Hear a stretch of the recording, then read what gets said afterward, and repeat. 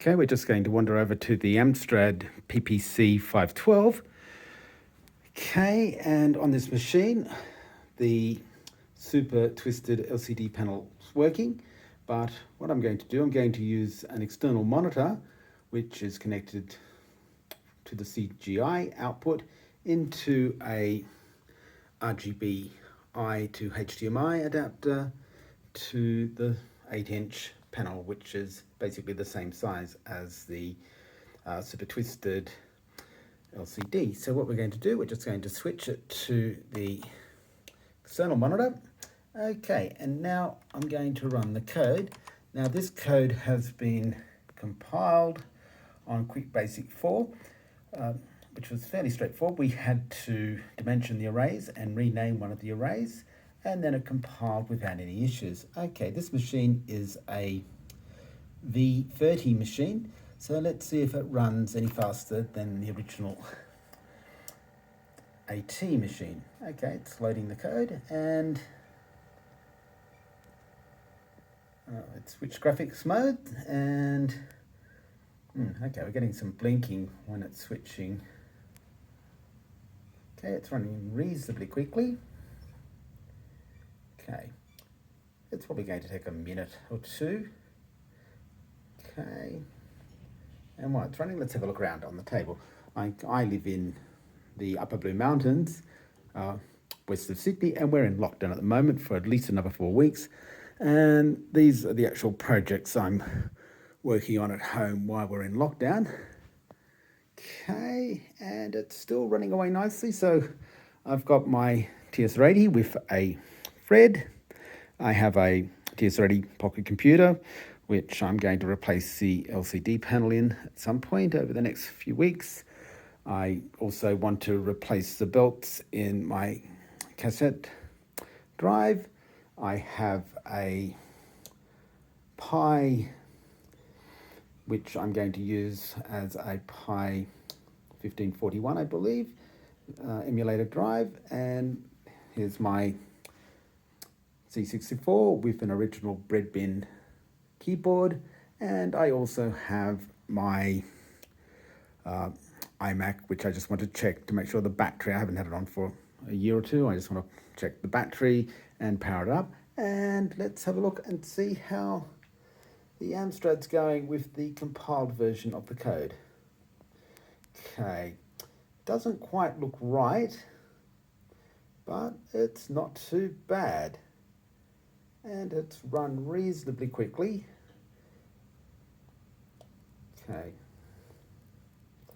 Yeah, I also have a GG Labs serial port that plugs into the user port on the Commodore machine, because I want to try and use the Commodore 64 as a terminal. I also have a Kung Fu Flash that I've been experimenting with, which is a very inexpensive way of running carts, which I'm quite happy with. I may even try and get a graphical desktop running, because I now have a adapter, because I don't have an original mouse that'll plug into one of the games ports, but I have a PS2 mouse that will work. And I'm not sure if this is hung or if it is just really, really slow. It's been running now for just over 3 minutes, and it doesn't seem to have completed. Okay. It's very interesting. I might see if we can optimize the code a little bit more. But yeah, I think it is running still. What I might do, I might just run this up in my emulator and see how quickly it does run, and just make sure that it actually does complete in a timely manner. Okay. Yeah, with my TS80 Model 1, it has a level 2 ROMs installed, and I have a old rebadged monitor, but it has a AWA, and AWA was Australian Amalgamated Wireless, which was an Australian company, and it's actually using a power supply that I've installed into a faulty modular supply, and this works quite well. It's using two transformers to supply the two different required voltages for the TSR80, and it works quite well. It's a linear supply with a regulator. It's not very sophisticated, and one side's AC, which no rectifier of course, and the other side is DC. Okay, well, let's see, has it actually hung? No, the machine's still running. I'm just not sure.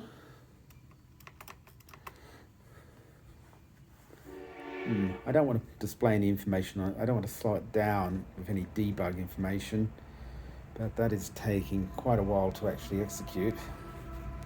Okay, what I might do is move my thumb out of the way, and we shall see what we can do.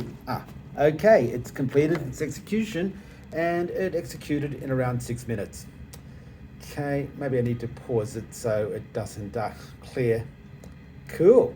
Okay, thanks for watching. We'll catch you next time.